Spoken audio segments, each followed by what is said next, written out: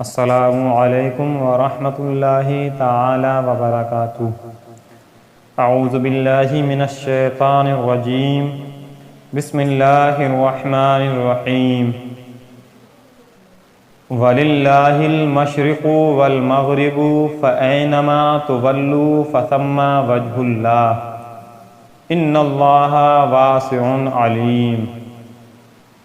اور پورب پچھم سب اللہ ہی کا ہے، تو تم جدھر منہ کرو ادھر ہی اللہ کی رحمت تمہاری طرف متوجہ ہے، بے شک اللہ وسعت والا علم والا ہے۔ اس آیت کریمہ کے بہت سے شان نزول بیان کیے گئے ہیں، جن میں سے چند یہ ہیں کہ ایک مرتبہ صحابہ کرام رضی اللہ تعالیٰ عنہم تاریک رات میں سفر میں تھے، قبلہ کی سمت معلوم نہ ہو سکی، ہر شخص نے جس طرف اس کا دل جما نماز پڑھ لی۔ صبح کو بارگاہ رسالت میں حال عرض کیا تو یہ آیت کریمہ نازل ہوئی۔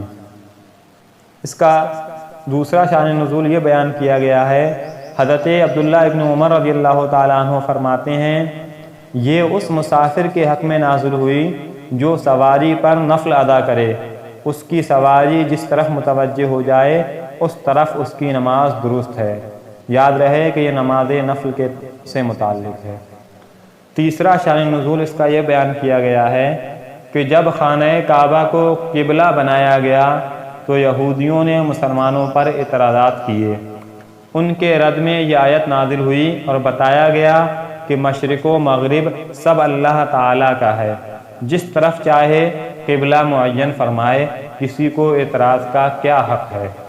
معلوم ہوا کہ قبلہ کی سمت معلوم نہ ہو سکے، کوئی ایسی جگہ پر ہو جہاں پر قبلہ کی سمت معلوم نہ ہو سکے تو جس طرف دل جمے کہ خانہ کعبہ اسی سمت ہے تو اسی طرف منہ کر کے نماز پڑھے۔ وَقَالُوا اتَّخَذَ اللَّهُ وَلَدًا سُبْحَانَهُ بَل لَّهُ مَا فِي السَّمَاوَاتِ وَالْأَرْضِ كُلٌّ لَّهُ قَانِتُونَ۔ اور بولے خدا نے اپنے لیے اولاد رکھی، پاکی ہے اسے، بلکہ اسی کی ملک ہے جو کچھ آسمانوں اور زمین میں ہے، سب اس کے حضور گردن ڈالے ہیں۔ یہودیوں نے حضرت عزیر علیہ السلام کو اور عیسائیوں نے حضرت عیسیٰ علیہ السلام کو خدا کا بیٹا مانا، جبکہ مشرکین عرب نے فرشتوں کو خدا کی بیٹیاں قرار دیا، جیسا کہ تینوں چیزیں قرآن پاک میں مذکور ہیں۔ ان سب کے رد میں یہ آیت نازل ہوئی، کسی کی اولاد اس کی ملکیت نہیں ہو سکتی، اور جب آسمانوں اور زمین کی ہر چیز اللہ تعالیٰ کی ملکیت ہے تو اس کی اولاد کیسے ہو سکتی ہے؟ نیز اولاد حقیقت میں ماں باپ کا جز ہوتی ہے اور آدمی اپنے جز کا مالک نہیں ہوتا۔ تو اس آیت کریمہ میں ان لوگوں کا رد کیا گیا اور فرمایا گیا کہ اللہ رب العزت اولاد سے پاک ہے، اور جو کچھ ہے آسمان و زمین میں سب ہی کی ملکیت ہے۔ بدیع السماوات والارض وَإِذَا قَضَىٰ أَمْرًا فَإِنَّمَا يَقُولُ لَهُ كُن فَيَكُونُ۔ نیا پیدا کرنے والا آسمانوں اور زمینوں کا، اور جب کسی بات کا حکم فرمائے تو اس سے یہی فرماتا ہے کہ ہو جا، وہ فوراً ہو جاتی ہے۔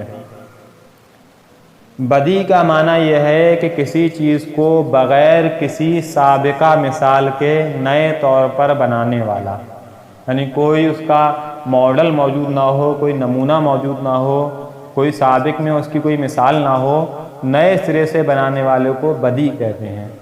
اللہ تعالیٰ کے آسمانوں اور زمین کو پیدا کرنے سے پہلے نہ کوئی آسمان تھا اور نہ زمین، تو اللہ تعالیٰ نئے طور پر اسے عدم سے وجود میں لایا۔ اللہ تعالیٰ تمام مخلوق کے اعتبار سے ہی بدیع ہے، کیونکہ اللہ تعالیٰ نے ہر چیز کو خود ہی وجود بخشا ہے، پہلے کسی شے کی مثال موجود نہ تھی۔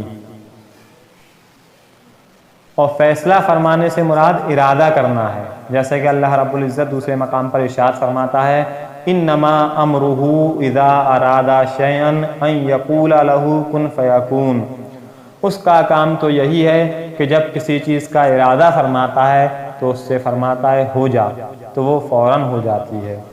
اور اس آیت سے اصل مراد یہ ہے کہ ایسا ہونا ممکن نہیں کہ اللہ تعالیٰ کسی شے کا ارادہ فرمائے اور وہ نہ ہو، بلکہ اللہ تعالیٰ کا ارادہ قطعی طور پر نافذ ہوتا ہے، اور کسی شے کو وجود میں لانے کے لیے اللہ تعالیٰ کو انسانوں کی طرح محنت و مشقت کی کوئی ضرورت نہیں، بلکہ اللہ تعالیٰ کا اس چیز کے وجود کا ارادہ فرما لینا ہی کافی ہے۔